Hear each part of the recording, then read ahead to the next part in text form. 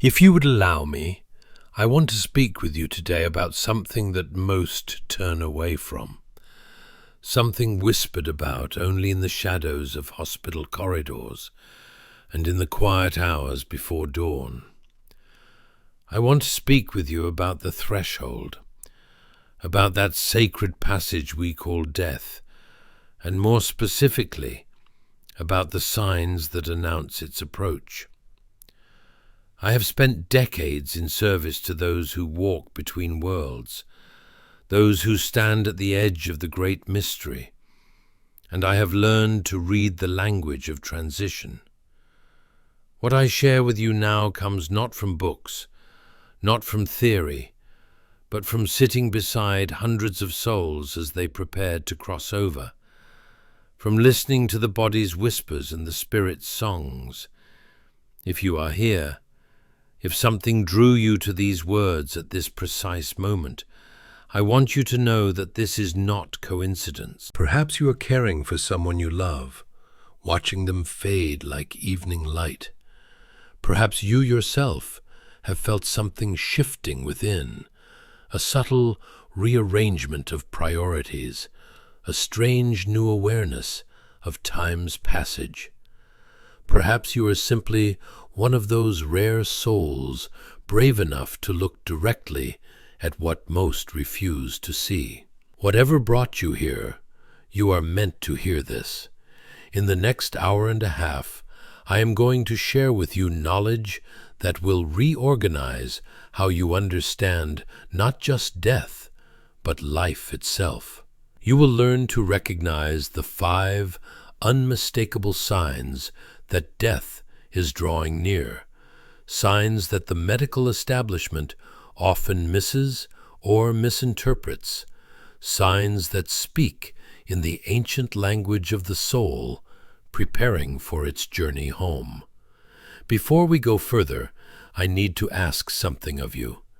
This knowledge is not easy to find. The algorithms that govern what you see do not favor conversations about death, about transition, about the sacred mysteries. If you find value in what I share, if you feel that pull of recognition, I ask you to subscribe to this channel.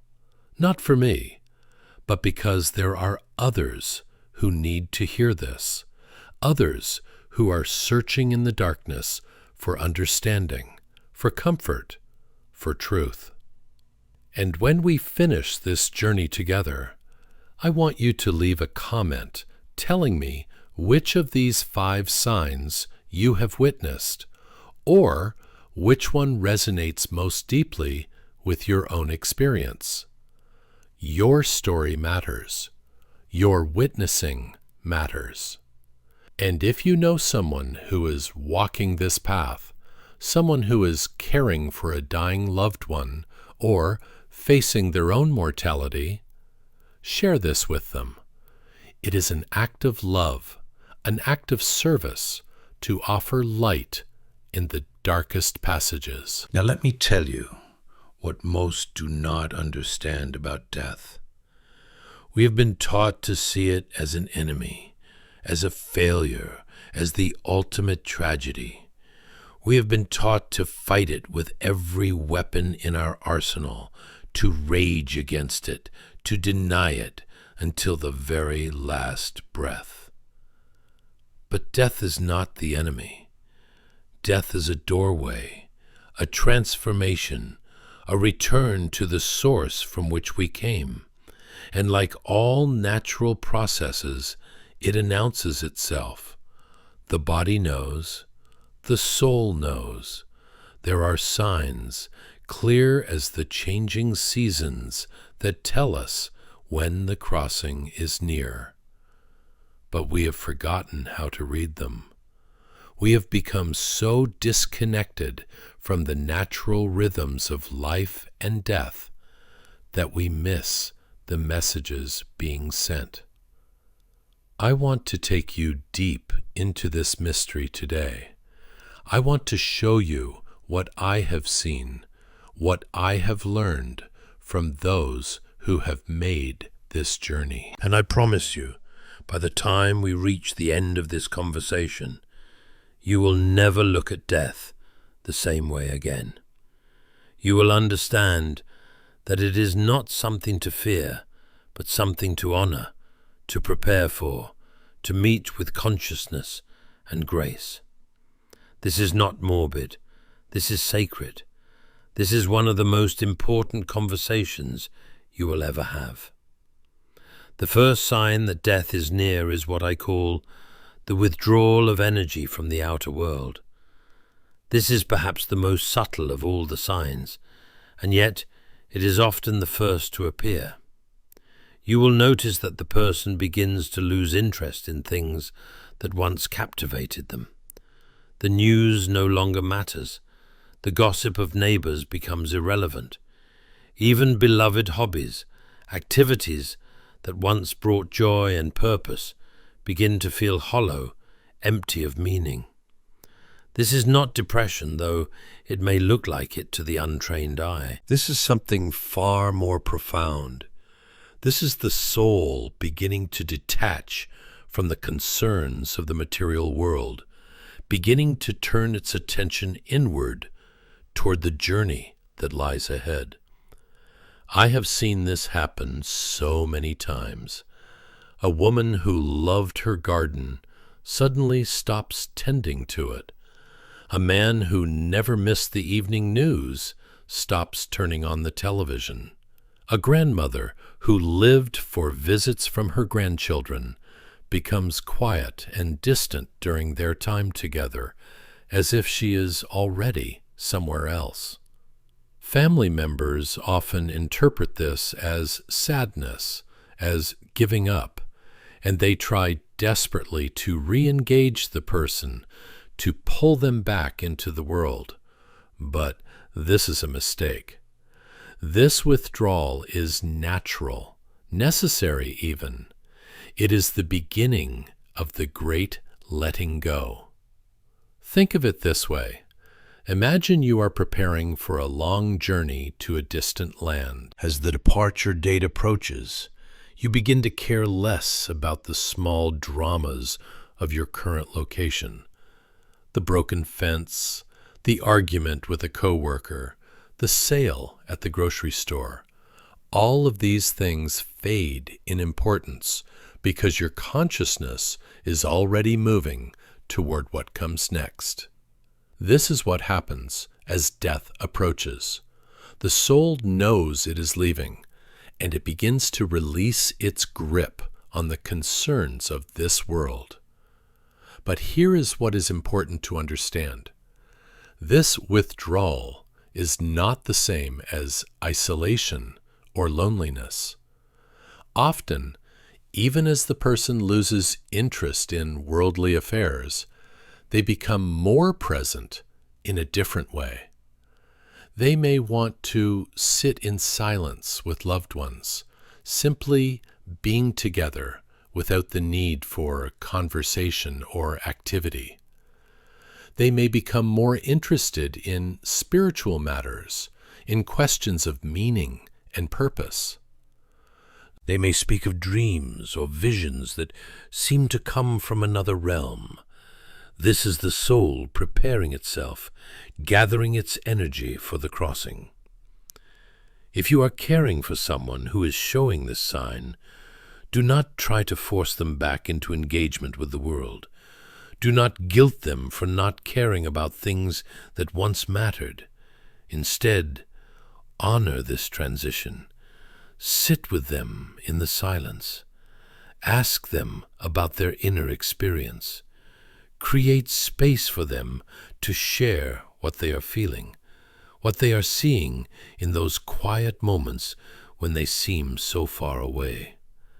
This is a sacred time, and your role is not to prevent the withdrawal, but to accompany them through it with love and presence. The second sign is a profound change in sleep patterns and the thinning of the veil between worlds. As death approaches, the boundary between waking and sleeping, between this world and the next, begins to dissolve. You will notice that the person sleeps more and more, sometimes for many hours at a time. But this is not ordinary sleep.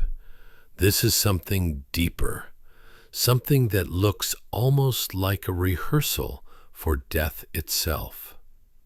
And when they are awake, they may seem confused about what is real and what is dream.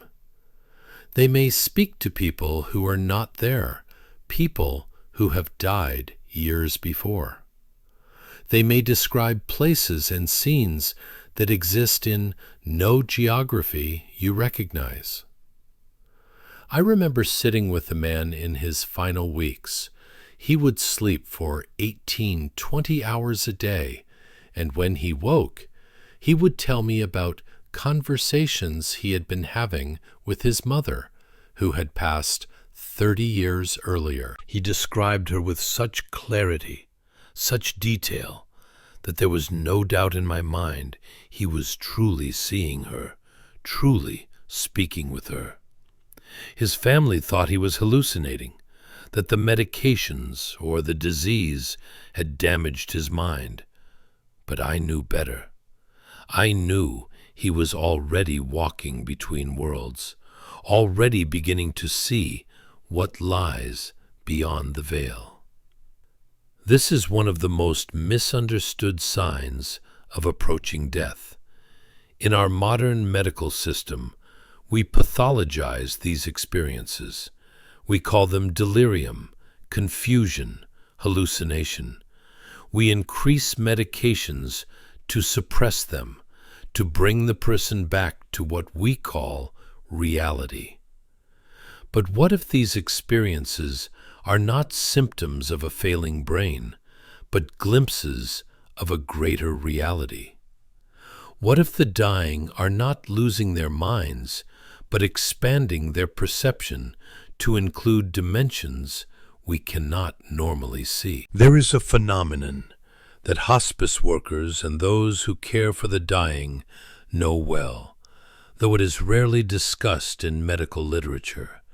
It is called terminal lucidity, and it is one of the most mysterious and beautiful aspects of the dying process. Sometimes, in the hours or days before death, a person who has been confused, non-responsive, or cognitively impaired will suddenly become clear, present, fully themselves again. They will sit up, speak coherently, recognize loved ones, and engage in meaningful conversation. It is as if a light has been turned on, as if they have returned from a long journey. And then, often within hours, they will slip away. I have witnessed this miracle many times, and each time it fills me with awe.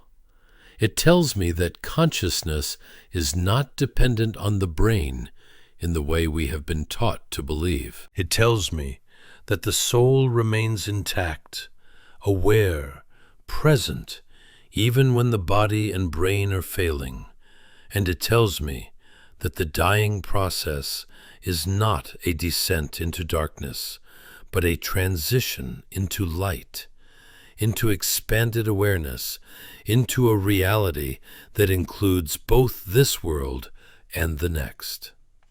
If you are with someone who is sleeping more, who is speaking to invisible presences, who seems to be living in two worlds at once, do not dismiss their experiences. Do not try to correct them or bring them back to your version of reality. Instead, ask them what they are seeing. Ask them who they are speaking with. Listen to their descriptions of the places they visit in their sleep. You may be receiving a glimpse into the mystery of what lies beyond, and that is a precious gift. And if they have a moment of sudden clarity, of unexpected presence, treasure it. Speak the words that need to be spoken. Express the love that needs to be expressed. These moments are grace, and they do not last long. The third sign is a dramatic decrease in the need for food and water. This is one of the most difficult signs for families to witness, and it is the source of tremendous suffering and conflict in the final stages of life. As death approaches, the body begins to shut down its digestive system. The person loses their appetite. Food becomes unappealing, even repulsive. They may take a few bites to please loved ones, but they have no real desire to eat, and eventually they will stop eating altogether. The same is true for water. The thirst mechanism diminishes, and they may go for days drinking almost nothing. For families, this is agonizing. We are hardwired to associate food with love, with care, with life itself. To watch someone we love refuse food feels like watching them choose death, like watching them give up. Family members will plead, will try to tempt with favorite foods, will feel angry or helpless when the person turns away. And in medical settings, there is often pressure to insert feeding tubes, to provide artificial nutrition and hydration, to keep the body going, even when it is ready to stop. But here is what you must understand. When the body is actively dying, it does not need food. It does not want food. The digestive system is shutting down because the energy that was once used for digestion is now needed elsewhere. It is needed for the work of dying, for the profound cellular and spiritual transformation that is taking place. To force food or water into a dying body is not an act of love. It is an act of violence. It causes discomfort, bloating, nausea, and it prolongs the dying process without adding quality or meaning to the time that remains. I have sat with families and explained this truth, and I have watched the relief wash over them when they finally understand. The person is not starving. They are not suffering from lack of food. They are following the ancient wisdom of the body, which knows exactly what it needs in order to die peacefully. In fact, there is evidence that the natural process of not eating and drinking in the final days produces a state of ketosis that can actually reduce pain and create a sense of euphoria, a natural easing into death. There is a deep spiritual dimension to this as well. In many mystical traditions, fasting is understood as a way to thin the veil between the physical and spiritual realms, a way to shift consciousness away from the body and toward the soul. The dying person is engaged in the ultimate fast, the final letting go of physical sustenance in preparation for spiritual nourishment. They are already beginning to feed on something we cannot see, something that comes from beyond this world. If you are caring for someone who has stopped eating and drinking, I beg you, do not force it. Do not make their final days a battleground over food. Instead, offer small amounts if they want it. Honor their refusal when they do not, and focus on other forms of comfort. Moisten their lips with a damp cloth. Offer ice chips if they desire them. But let go of the idea that you must keep them eating to keep them alive. They are dying, and that is okay. Your job is not to prevent death, but to ensure that the death is as peaceful and dignified as possible. The fourth sign is what I call the life review, the spontaneous remembering and reconciling of the past. As death draws near, many people begin to speak about their lives in a new way. They tell stories from childhood, from young adulthood, from decades past. They revisit old relationships, old conflicts, old joys and sorrows. This is not random reminiscence. This is the soul's work of integration, of making meaning from the life that has been lived, of preparing to carry the essence of this lifetime into whatever comes next. I have noticed that this life review often follows a pattern. The person may start with early memories, sometimes going all the way back to childhood, and then move forward through the years. They may speak of people who were important to them, relationships that shaped them, moments of triumph and moments of regret. And often there is a quality of forgiveness in these rememberings, a softening toward themselves and others, a recognition that everyone was doing the best they could with what they knew at the time. Sometimes the life review includes a need to make amends, to seek forgiveness, or to offer it. A person may ask to speak with someone they have been estranged from, or they may express regret for things left unsaid or undone. This is a profound gift, both for the dying person and for those who receive these communications. It is a chance to heal old wounds, to complete unfinished business, to bring closure to relationships that have been fractured. I remember a woman who, in her final weeks, asked to see her sister, whom she had not spoken to in 15 years. The family was hesitant, unsure if the reunion would bring peace or more pain. But they arranged it, and when the sisters sat together, something beautiful happened. They spoke of the argument that had divided them, and they realized how small it seemed now, how insignificant in the face of death. They wept together, they forgave each other, and they said goodbye with love. The dying woman passed 3 days later, and her face held a peace that had been absent for years. But the life review is not always about reconciliation with others.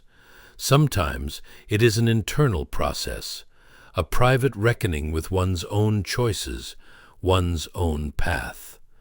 The person may speak of regrets, of roads not taken, of dreams unfulfilled, and this too is important work. It is the soul's way of processing the experience of this lifetime, of extracting the lessons and the growth, of preparing to release what no longer serves. If you are with someone who is engaged in this life review, your role is to listen. Do not interrupt with your own memories or interpretations. Do not try to correct their version of events or to defend yourself if they speak of old hurts. Simply listen with an open heart. Ask questions that help them go deeper. Reflect back what you hear, and if they express a desire to connect with someone, to make amends, or to say goodbye, do everything in your power to make that happen. These are the final chapters of a life story, and they deserve to be written with intention and care. There is also a phenomenon I have observed where the dying person begins to speak in symbols, in metaphors, in language that seems strange or nonsensical to those around them. They may talk about needing to pack for a trip, or waiting for a train, or going home. Family members often dismiss this as confusion, but I have learned to listen carefully to these symbolic communications. They are the soul's way of describing the journey it is about to take, and they often contain profound truth. A man once told me, in his final days, that he needed to find his ticket. His family thought he was confused, but when I asked him where he was going, he smiled and said, "Home. I'm going home." He was not confused. He was describing, in the only language available to him, the transition he was preparing to make. And when I asked him if he had everything he needed for the journey, he said yes, he was ready. He died peacefully that night. The fifth and final sign is a phenomenon I call the surge, or the rally. This is perhaps the most mysterious and most hopeful of all the signs, and it is also the one that causes the most confusion and false hope for families. In the final days or hours before death, sometimes even when death seems imminent, the person will suddenly improve. They will become alert, energetic, hungry, social. They will sit up, ask for food, engage in conversation, laugh, and seem for all the world like they are getting better. Families rejoice, thinking that a miracle has occurred, that their loved one has turned a corner and will recover. But this surge is not a recovery. It is a final gift, a last gathering of energy before the spirit departs. It is as if the soul reaches deep into the reserves of the body and pulls forth one last burst of life, one last opportunity to connect, to say goodbye, to be fully present. And then, often within hours or a day or two at most, the person will decline rapidly and die. I have seen this happen so many times that I now recognize it immediately, and I always warn families when I see it beginning. I tell them, treasure this time. Say everything you need to say. Be present, be loving, be grateful for this unexpected gift. But do not mistake it for recovery. This is not the beginning of healing. This is the final chapter, the last page of the story. There is something almost magical about the surge. It defies medical explanation. People who have been non-responsive for days will suddenly wake up and speak clearly. People who have not eaten in a week will ask for a full meal. People who have been too weak to sit up will get out of bed and walk around the room. It is as if the normal rules of physiology are suspended for a brief moment, as if the soul is given one last chance to inhabit the body fully before letting go. I believe the surge serves multiple purposes. For the dying person, it is an opportunity to complete any final business, to express love, to say goodbye with consciousness and intention. For the family, it is a gift of closure, a chance to see their loved one more time as they were, to have a final conversation, to receive a final blessing. And perhaps, on a spiritual level, it is the soul's way of demonstrating its power, its independence from the failing body, its readiness to continue beyond the physical form. But the surge can also be cruel if it is misunderstood. I have seen families who were preparing for death suddenly shift back into hope for recovery. They cancel the hospice care. They resume aggressive treatments.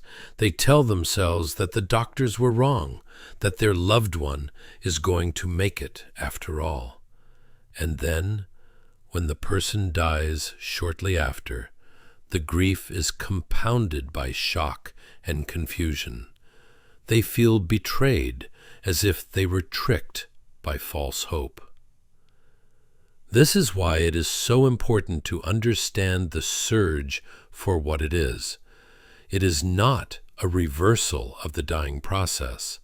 It is part of the dying process. It is a sign that death is very near, not that it has been averted. If you witness this surge in someone you love, receive it as the gift it is. Be present. Be loving, be grateful, but do not let it seduce you into denial.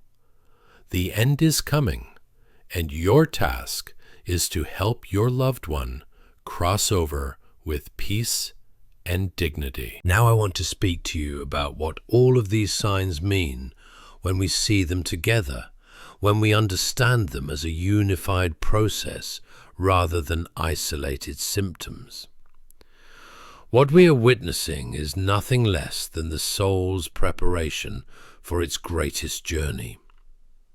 The withdrawal from the world, the thinning of the veil, the release of physical needs, the life review, the final surge, all of these are steps in a sacred dance, a choreography of transition that has been performed by every human being who has ever lived and died. Death is not a failure. It is not a tragedy. It is not the enemy. Death is a doorway, and these 5 signs are the opening of that door. When we learn to recognize them, when we learn to honor them rather than fight them, we give ourselves and our loved ones the gift of a conscious death, a death that is met with awareness, with acceptance, with grace. But our culture does not teach us this. Our culture teaches us to fight death at all costs, to see it as the ultimate defeat, to rage against it until the very last breath. We spend billions of dollars on treatments that extend life by days or weeks, often at the cost of tremendous suffering. We keep people alive on machines long after their souls are ready to depart. We deny death. We hide it away in hospitals and nursing homes. We sanitize it and medicalize it until it becomes something alien, something terrifying, something to be avoided at all costs. And in doing so, we rob ourselves of one of the most profound experiences of human existence. We rob ourselves of the opportunity to witness the mystery, to accompany our loved ones on their final journey, to learn from the dying what the living have forgotten. We rob ourselves of the chance to face our own mortality with courage and consciousness, to prepare for our own crossing, to live our lives with the awareness that they are finite and therefore precious. I have spent my life studying the mysteries of existence, the hidden dimensions of reality, the capacities of the human soul that lie dormant in most people, and I can tell you with absolute certainty that death is not the end. It is a transition, a transformation, a return to the source. The consciousness that you are, the awareness that looks out through your eyes and thinks your thoughts and feels your feelings, that consciousness does not die when the body dies. It continues, it expands, It moves into a realm that is more real, more vivid, more beautiful than anything we can imagine in our current state. The signs I have shared with you today are not signs of ending. They are signs of beginning. They are the soul's way of preparing for birth into a new dimension of existence. And when we understand them this way, when we honor them and work with them rather than against them, we participate in something sacred. We become midwives to the dying, helping them cross the threshold with love and support, just as midwives help babies enter this world. If you are caring for someone who is showing these signs, I want you to know that you are engaged in holy work.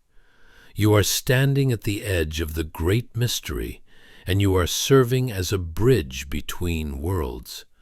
This is not easy work. It will break your heart open. It will challenge everything you thought you knew about life and death. It will force you to confront your own mortality, your own fears, your own grief. But it will also transform you. It will teach you what really matters. It will show you the power of love, the resilience of the human spirit, the reality of dimensions beyond the physical. And if you yourself are facing your own death, if you recognize these signs in your own body and your own experience, I want to speak directly to you. You are not alone. You are not lost. You are on a journey that every soul must take, and there is nothing to fear. The signs you are experiencing are natural, normal, and necessary. They are your body's wisdom, your soul's preparation. Trust the process. Let go of the world when it is time to let go. Turn your attention inward, toward the light that is calling you home.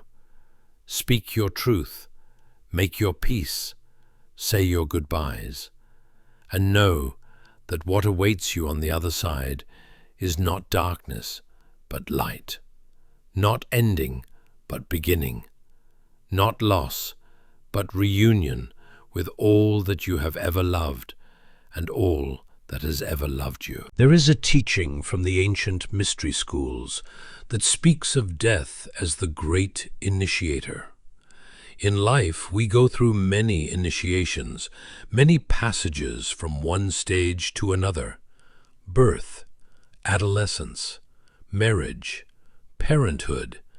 Each of these is a kind of death and rebirth, a letting go of what was and an embracing of what is becoming. But the final initiation, the passage through physical death, is the greatest of all. It is the moment when the soul sheds the body like a worn-out garment and steps into its true nature, its eternal essence. The 5 signs I have shared with you are the preparation for this initiation. They are the soul's way of loosening its attachment to the physical, of remembering its spiritual nature, of gathering its energy for the crossing. And just as a woman in labor goes through stages, each one bringing her closer to the moment of birth, so too does the dying person move through stages, each one bringing them closer to the moment of transition. In labor, there is a moment called transition, the moment just before the baby is born. It is often the most intense, the most challenging part of the process. The contractions are strongest, the pain is greatest, and the woman may feel like she cannot go on. But it is also the moment when she is closest to meeting her child, closest to the completion of the journey.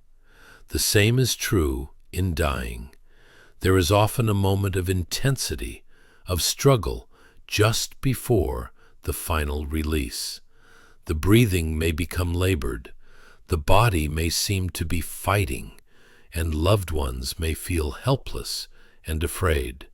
But this is transition. This is the final stage before birth into the next world. And it passes, just as the transition in labor passes, and what follows is peace. I want to share with you a vision I once had, a vision that has guided my understanding of death ever since. I saw a great river, wide and deep, flowing from the world of form into the world of spirit. On one bank stood all the souls who were still incarnate, still living in bodies, still engaged in the dramas and lessons of physical existence. On the other bank stood all the souls who had crossed over, who had completed their earthly journeys and returned to the realm of pure consciousness. And I saw that the river was not a barrier, but a passage. I saw souls stepping into the water, letting the current carry them across, and I saw that they were not alone. I saw guides, beings of light, reaching out to help them, to steady them, to welcome them home. And I understood that death is not a falling into darkness, but a crossing into light. It is not a journey we make alone, but a journey we are helped with, guided through, welcomed into. The 5 signs are the preparation for stepping into that river. They are the soul's way of getting ready to let go of the shore, to trust the current, to allow itself to be carried home. Now, I know that some of you are hearing this and feeling fear. Fear of your own death, fear of losing someone you love, fear of the unknown. And I want to speak to that fear because it is natural and it is human. We are wired for survival. We are wired to cling to life, to fight against death, to see it as the enemy. But I am telling you, from the depths of my experience and my knowing, that this fear is based on a misunderstanding. It is based on the belief that we are only these bodies, that consciousness ends when the brain stops, that death is annihilation. But you are not your body. Your body is a vehicle, a temporary home for the consciousness that you truly are. And that consciousness is eternal. It existed before you were born, and it will continue after you die. Death is not the end of you. It is the end of this particular chapter, this particular incarnation, this particular expression of your eternal self. And what comes next is not nothingness, but a return to the fullness of who you really are. I have spoken with thousands of people who have had near-death experiences, who have crossed the threshold and come back to tell about it. And do you know what they say? They say that death is beautiful. They say that the moment of crossing is filled with peace, with light, with love beyond anything they have ever known. They say that they were greeted by loved ones who had died before them, by beings of light who radiated compassion and wisdom. They say that they experienced a life review, not as judgment, but as understanding, as seeing their life from a higher perspective and recognizing the meaning and purpose in everything that happened. And they say that they did not want to come back. They say that the other side is home, is where we truly belong, and that this world, as beautiful as it is just a school, a training ground, a place we come to learn and grow. These testimonies are not fantasies. They are not hallucinations. They are glimpses into the reality that awaits us all. And they confirm what the mystics and the sages have been teaching for thousands of years, that death is not the end, but a transition, that consciousness is primary and the body is secondary, that we are spiritual beings having a human experience, not human beings hoping for a spiritual experience. So when you see the 5 signs in yourself or in someone you love, do not despair. Do not see them as signs of defeat or failure. See them as signs of transformation, of graduation, of coming home. Honor them. Work with them. Create space for the dying person to move through them with consciousness and dignity. And if you are the one who is dying, surrender to them. Trust them. Know that they are leading you exactly where you need to go. I want to offer you some practical guidance now, some specific ways to support someone who is showing these signs, or to prepare yourself if you are the one who is dying. First, create an environment of peace. Reduce noise.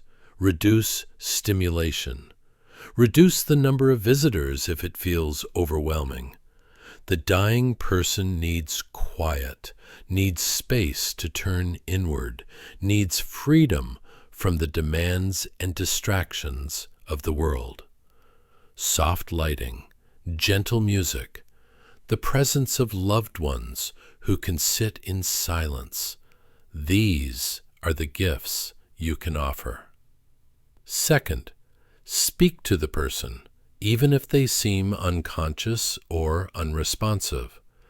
Hearing is often the last sense to go, and even when someone cannot respond, they can often still hear. Tell them you love them. Tell them it is okay to let go. Tell them that you will be all right, that they do not need to worry about you. Give them permission to die. So often people hold on because they feel they need to protect their loved ones. They need to stay strong. They need to keep fighting. Release them from that burden. Tell them that their work here is done, that they have loved well and lived well, and that it is time to go home. Third, touch them. Hold their hand, stroke their hair, place your hand on their heart. Physical touch is grounding, comforting, connecting. It reminds the dying person that they are not alone, that they are loved, that they are held. But be gentle. The body becomes very sensitive as death approaches, and what once felt good may now feel uncomfortable. Pay attention to their responses and adjust accordingly. Fourth, if they speak of visions, of seeing deceased loved ones, of preparing for a journey, do not dismiss it. Engage with it. Ask them what they are seeing. Ask them who is with them. Ask them what they need for the journey. Enter into their reality rather than trying to pull them back into yours. This is a sacred time, and their experiences are real and meaningful, even if you cannot see or understand them. Fifth, take care of yourself. Caring for the dying is exhausting, emotionally and physically. You cannot pour from an empty cup. Make sure you are eating, sleeping, taking breaks, asking for help. It is not selfish to care for yourself. It is necessary. You are no good to the dying person if you are depleted and burned out.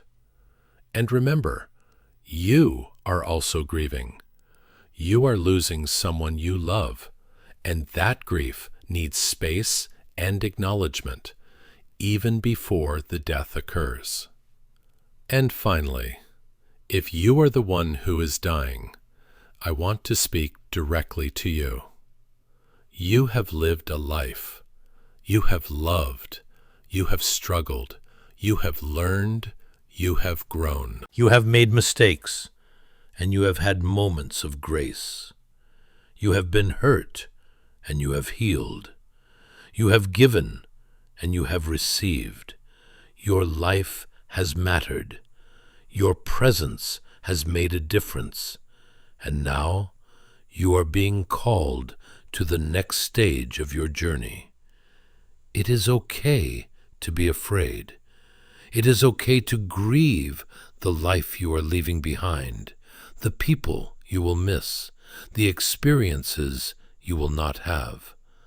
But do not let fear be the only thing you feel. Make space for curiosity, for wonder, for trust. You are about to discover what lies beyond the veil, and that is an extraordinary adventure.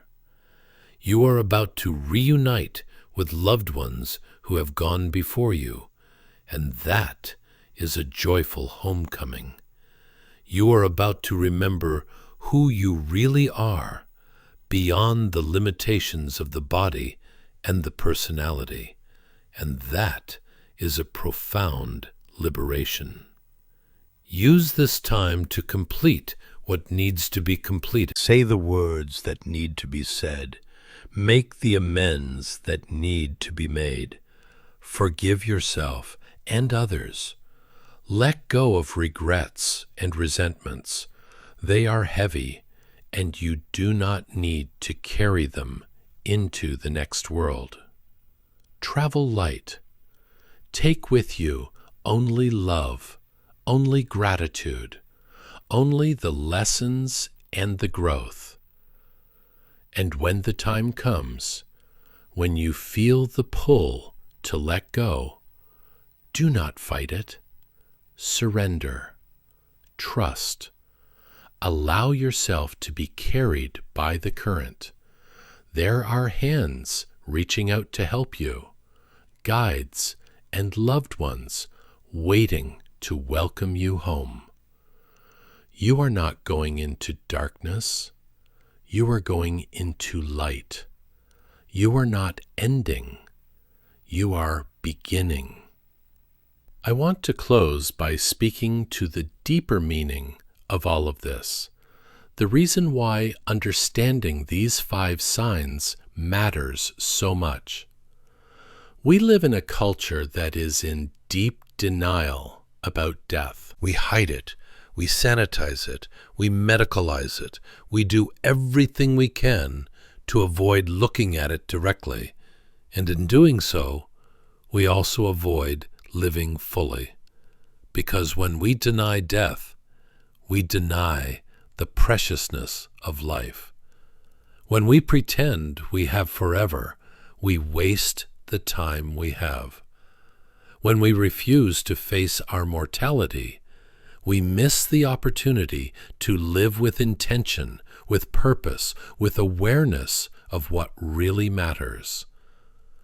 The 5 signs of approaching death are not just information for caregivers and the dying.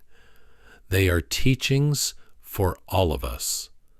They remind us that life is finite, that time is precious, that we will not always have another chance to say, I love you, to make amends, to follow our dreams, to be present with the people who matter most. They remind us that the things we worry about, the things we chase after, the things we think are so important, most of them are not.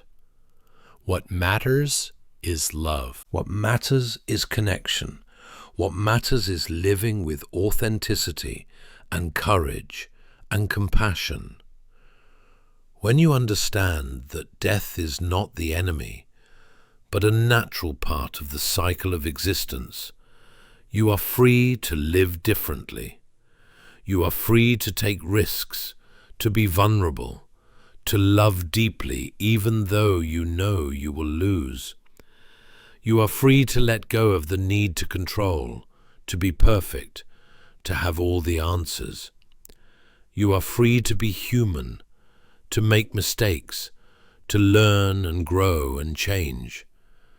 You are free to be present, to savor the moment, to find joy in the simple things, because you know that this moment is all you have, and it is enough.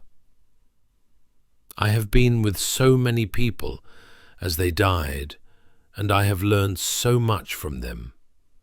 I have learned that the things we think will matter at the end, the achievements, the possessions, the status, they do not.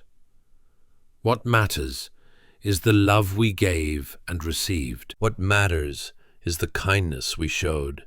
What matters is the lives we touched, the difference we made, the beauty we created and appreciated.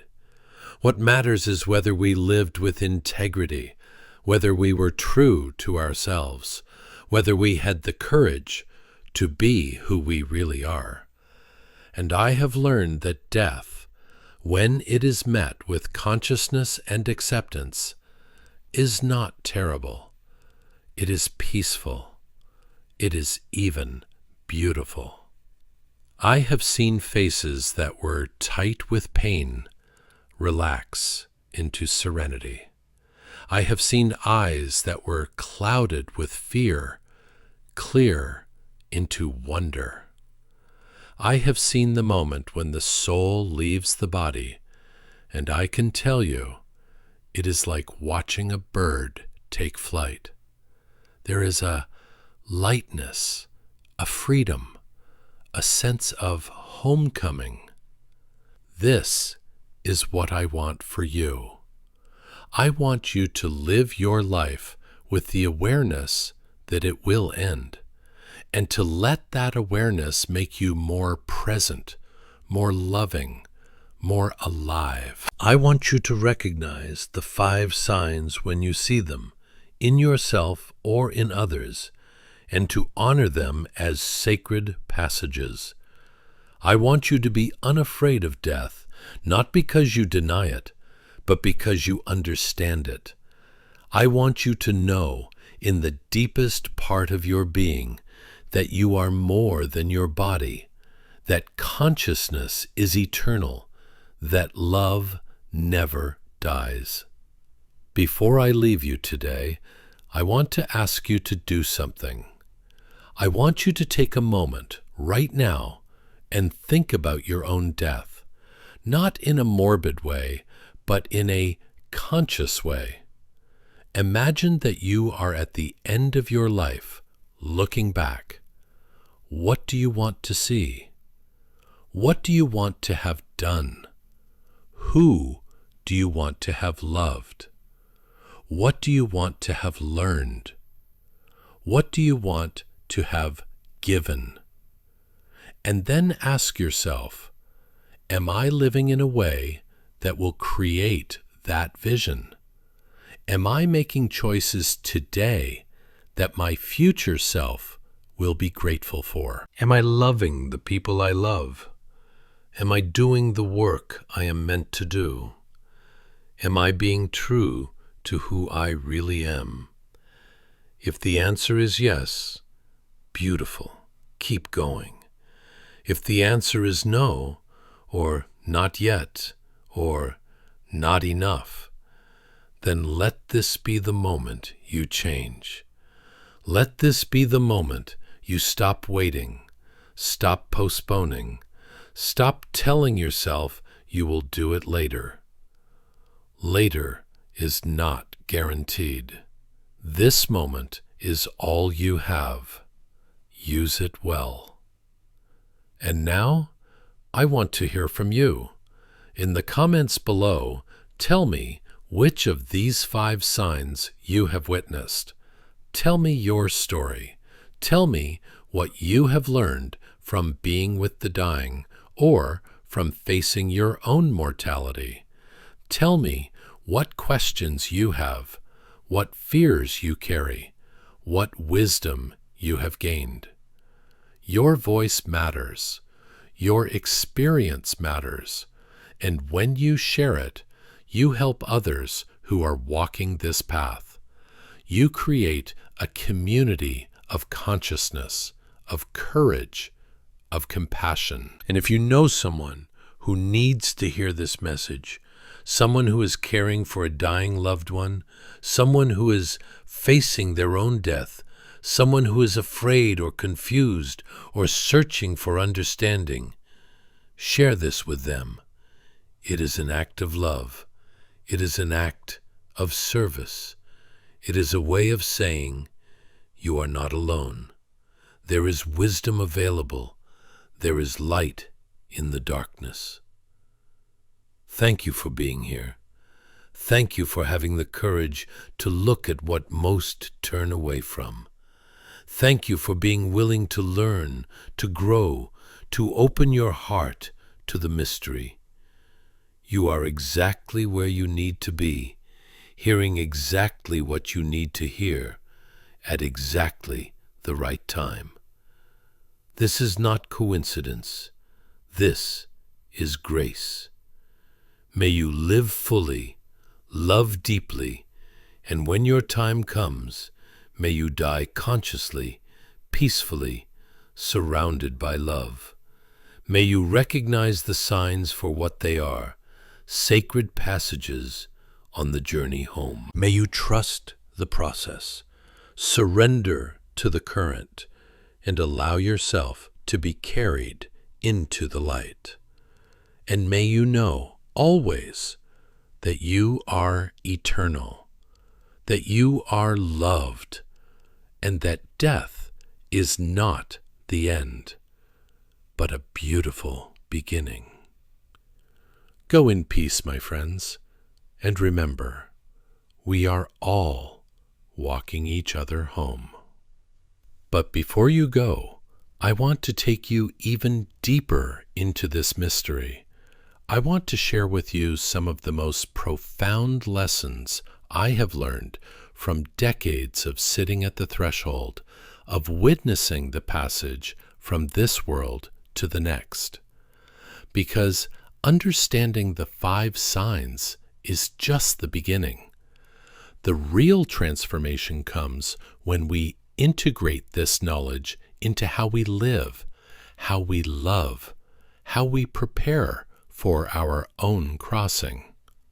Let me tell you about the different ways cultures around the world have understood and honored death. In Mexico, where many of you watching are from, there is a beautiful tradition called Dia de los Muertos, the Day of the Dead.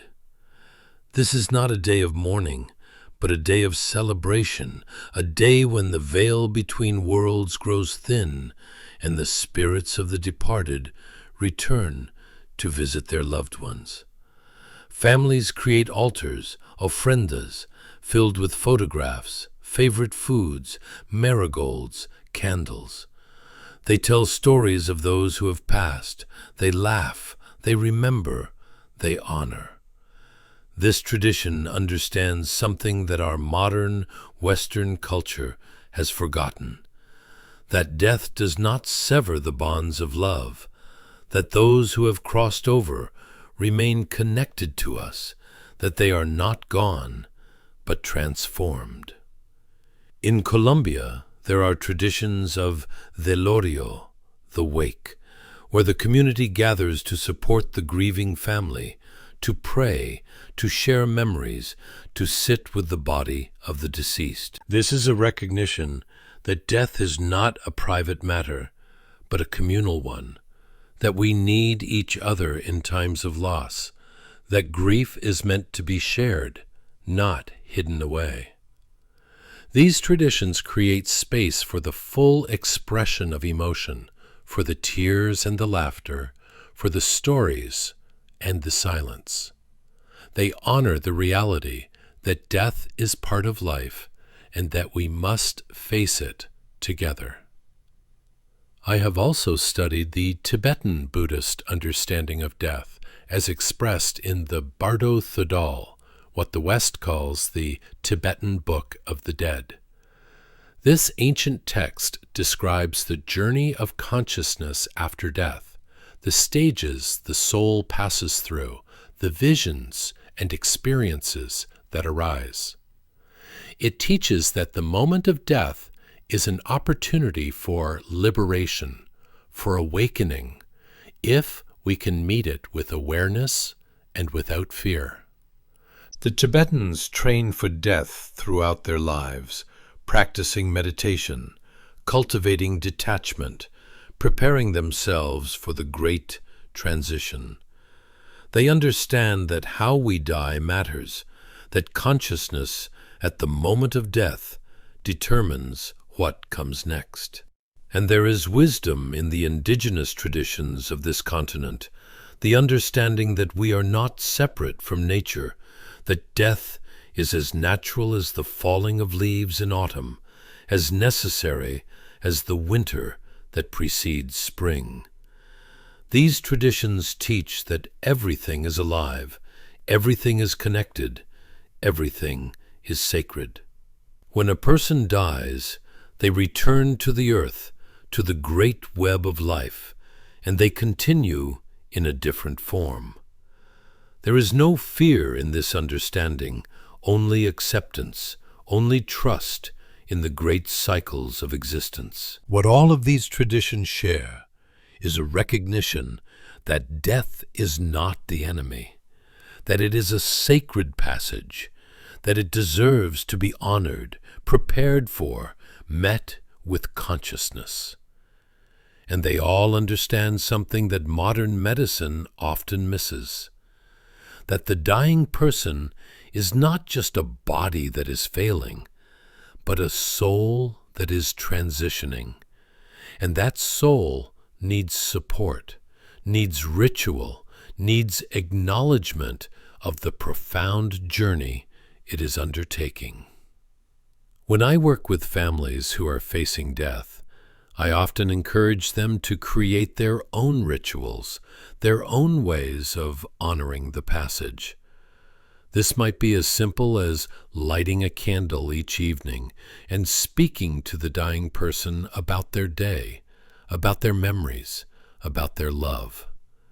It might be playing music that has meaning, reading poetry or sacred text, anointing the body with oils, surrounding the person with photographs of loved ones. These rituals create a container for the sacred. They mark the time as special, as set apart, and they give everyone involved a way to participate actively in the dying process rather than feeling helpless and passive. I remember working with a family whose father was dying of cancer. He had been a musician his whole life, a guitarist who played in small clubs and cafes, who lived for the music. As he grew weaker, the family brought his guitar to his bedside, and they took turns playing for him, even though most of them were not skilled musicians. They played his favorite songs, they sang, they made mistakes and laughed about them. And in his final days, even when he could no longer speak, his fingers would move on the blanket as if he were playing along. Music was his language, his prayer, his way of connecting to something larger than himself. And it became the bridge that carried him from this world to the next. This is what I mean by creating ritual, by honoring the passage. It does not have to be elaborate or religious. It just has to be meaningful, authentic, true to who the person is and what they value. It is a way of saying, this matters, this life matters, this death matters, and we are here to witness it, to honor it, to hold space for it. Now I want to speak about something that many people struggle with in the dying process, and that is the question of medical intervention. When do we continue treatment, and when do we let go? When is it fighting for life, and when is it prolonging suffering? These are not easy questions, and there are no universal answers. Each situation is unique. Each person's values and wishes are different, and what is right for one may not be right for another. But I will tell you what I have observed. I have seen people who fought death with every medical intervention available, who endured surgeries and chemotherapies and radiation and experimental treatments, who spent their final months in hospitals connected to machines, and who died anyway, often in pain, often without the chance to say goodbye to loved ones, often without peace. And I have seen people who chose to stop treatment, who chose hospice care, who chose to spend their final time at home, surrounded by family, who died peacefully, consciously, with dignity. And I can tell you, the second group, more often than not, had better deaths. Not longer lives, but better deaths. There is a time to fight, and there is a time to surrender. The wisdom is in knowing which time it is. And that knowing comes from listening, truly listening, to the person who is dying. What do they want? What are their fears? What gives their life meaning? What are they willing to endure, and what are they not?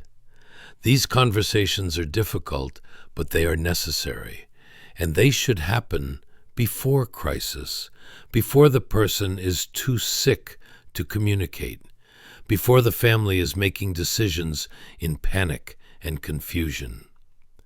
I encourage everyone, regardless of age or health status, to have these conversations now. Talk to your loved ones about what you would want if you were dying. Would you want aggressive treatment, or would you want comfort care? Would you want to be in a hospital or at home? Who would you want with you? What rituals or practices would bring you peace? And write it down. Create an advance directive, a living will, a document that expresses your wishes clearly, so that if the time comes when you cannot speak for yourself, your loved ones know what you would want. Because here is the truth.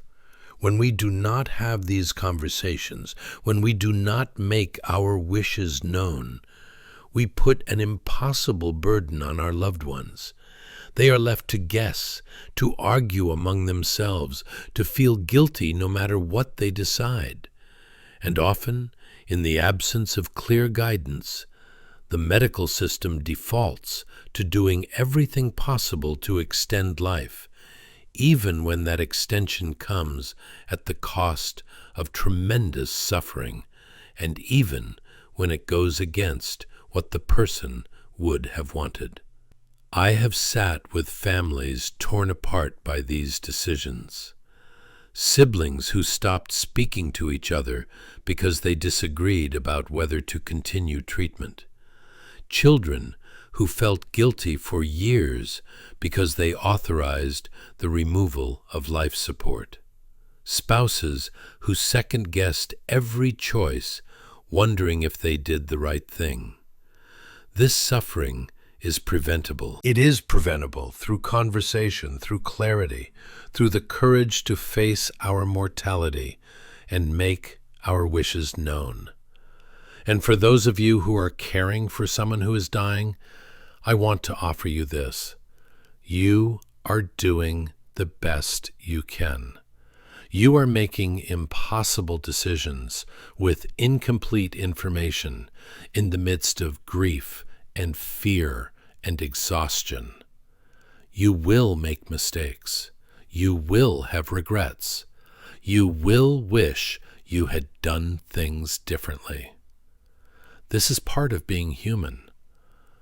But if you are acting from love, if you are trying to honor the person's wishes, if you are doing your best to balance their comfort with their values, then you are doing enough.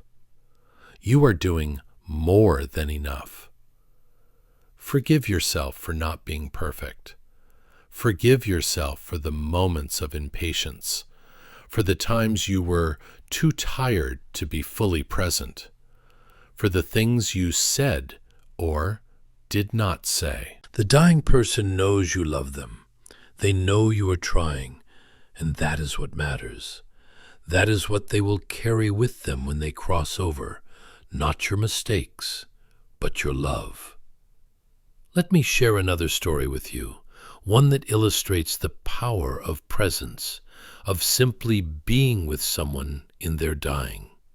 I was called to the bedside of a woman who was in her 90s, who had outlived her husband, her siblings, most of her friends. She had no children. She was alone in the world, dying in a nursing home, and the staff told me she had been agitated, restless, unable to find peace. When I entered her room, I could feel the energy, the struggle, the fear. I sat beside her, took her hand, and I simply breathed with her. I did not try to fix anything, did not offer platitudes or false comfort. I just sat and breathed and held her hand. After a while, her breathing began to slow, to deepen. Her face, which had been tight with tension, began to soften. And then she opened her eyes and looked at me, and she said, "I am so afraid of being alone." And I said, "You are not alone. I am here, and there are others waiting for you on the other side. People who love you, who are ready to welcome you home. You will not be alone." And she closed her eyes, and a single tear rolled down her cheek, and within an hour she was gone, peacefully, quietly, no longer afraid. This is the power of presence. Sometimes the greatest gift we can offer is not to do anything, but simply to be, to sit with someone in their fear, in their pain, in their uncertainty, and to say, through our presence, "You are not alone. I am here. I will not leave you." This is holy work, sacred work, and it requires nothing more than your willingness to show up, to be vulnerable, to open your heart to another's suffering. I also want to address something that many people experience, but few talk about, and that is the phenomenon of deathbed visions. I have mentioned this briefly, but I want to go deeper because these experiences are so common, so profound, and so often dismissed or pathologized. In the days and hours before death, many people report seeing deceased loved ones, angels, beings of light. They describe beautiful landscapes, gardens, rivers of light. They speak of feeling called, of being ready to go, of seeing a doorway or a path opening before them. The medical establishment typically attributes these visions to lack of oxygen to the brain, to the effects of medication, to the dying brain's final hallucinations. But I have studied these experiences extensively, and I can tell you They are far too consistent, far too meaningful, far too transformative to be dismissed as mere hallucinations. People from different cultures, different religious backgrounds, different ages, all report remarkably similar experiences. They see loved ones who have died. They describe a sense of peace, of being loved, of being welcomed. And these visions almost always bring comfort, reduce fear, and help the person let go. I believe these visions are real. I believe they are glimpses into the dimension that awaits us, that the dying person is already beginning to perceive. The veil is thinning, and they are seeing what those of us still firmly rooted in the physical cannot see. And I believe that these visions serve a purpose. They are the soul's way of preparing for the transition, of being reassured that death is not an ending into nothingness, but a passage into continued existence, into reunion, into love. If someone you love is having these visions, do not dismiss them. Do not try to bring the person back to your reality. Instead, ask them about what they are seeing. Ask them who is with them. Ask them what it feels like. Enter into their experience with curiosity and respect. You may learn something profound. You may receive a gift, a glimpse into the mystery that we will all one day enter. And if you are the one having these visions, trust them. They are not signs that you are losing your mind. They are signs that you are expanding your consciousness, that you are beginning to perceive dimensions beyond the physical. Let them comfort you. Let them guide you. Let them show you that you are not going into darkness, but into light. I want to also speak about the role of prayer and spiritual practice in the dying process. Regardless of your religious tradition or lack thereof, there is power in prayer, in meditation, in the intentional directing of consciousness toward the sacred. For the dying person, prayer can be a way of connecting to something larger than themselves, of finding peace, of surrendering to the process. For the caregivers and loved ones, prayer can be a way of processing grief, of asking for strength, of sending love and support to the person who is crossing over. I have seen the power of prayer at the bedside. I have seen families gathered in a circle, holding hands, speaking words of blessing and release. I have seen individuals sitting in silent meditation, creating a field of peace and presence that fills the room. I have seen clergy from various traditions offering last rites, anointing, prayers for the dead, and I have seen the effect these practices have. They create a sacred container. They mark the time as holy. They remind everyone present that this is not just a medical event, but a spiritual passage. If you have a spiritual practice, use it.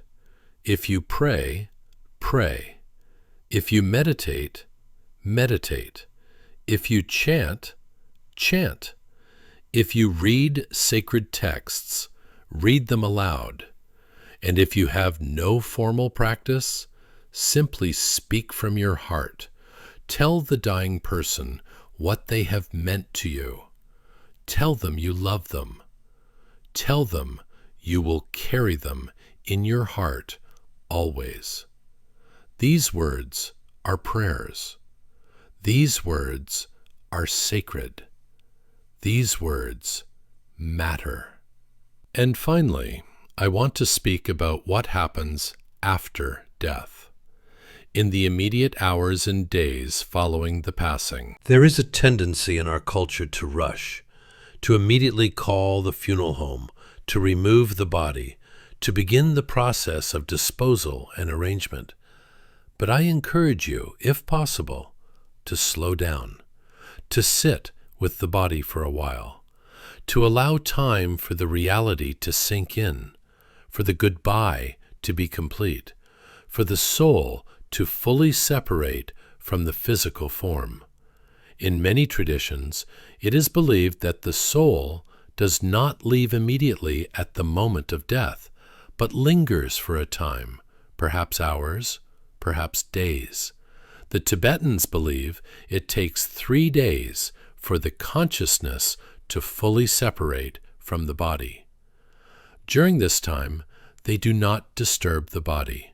They do not weep loudly or create chaos, because they believe the departing soul can still perceive what is happening and needs peace and calm to make its journey.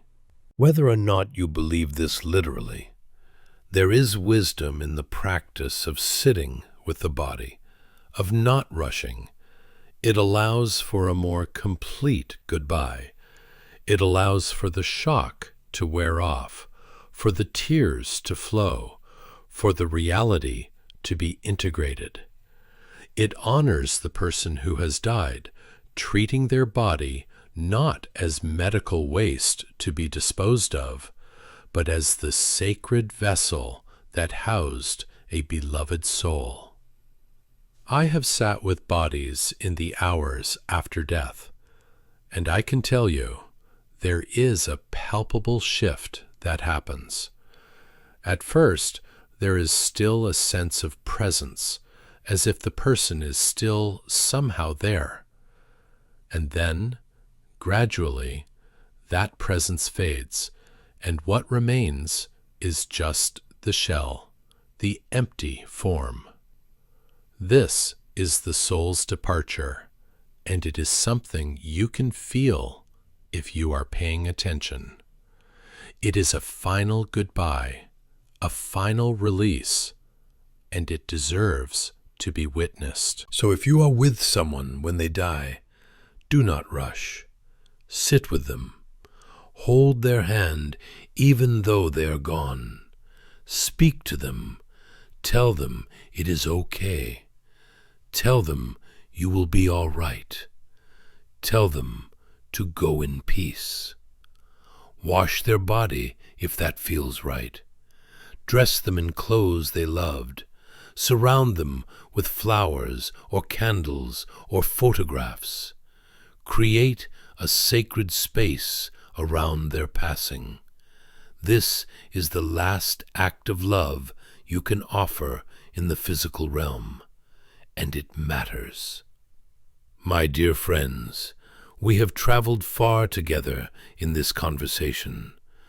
We have looked directly at what most turn away from. We have explored the 5 signs of approaching death, and we have gone deeper into the spiritual dimensions of dying, into the practices and rituals that can support a conscious death, into the wisdom that different cultures and traditions offer. And through it all, the message has been the same. Death is not the enemy. Death is a doorway.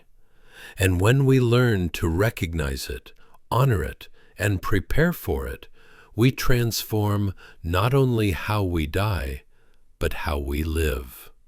The 5 signs, the withdrawal from the world, the thinning of the veil, the release of physical needs, the life review, the final surge. These are gifts. They are the body's wisdom, the soul's preparation. They are invitations to let go, to trust, to surrender to the great mystery. And when we understand them, when we work with them rather than against them, we participate in something sacred. We become companions on the journey, midwives to the dying, witnesses to the great transformation. I hope that what I have shared with you today brings you comfort if you are facing death, either your own or that of someone you love. I hope it brings you clarity, courage, and peace. I hope it helps you see that death is not something to fear, but something to prepare for with consciousness and grace. And I hope it inspires you to live differently, to love more deeply, to be more present, to make the choices that your future self will be grateful for. Remember, you are not your body. You are the consciousness that inhabits the body, and that consciousness is eternal. Death is not the end of you. It is the end of this chapter, this incarnation, this particular expression of your eternal self.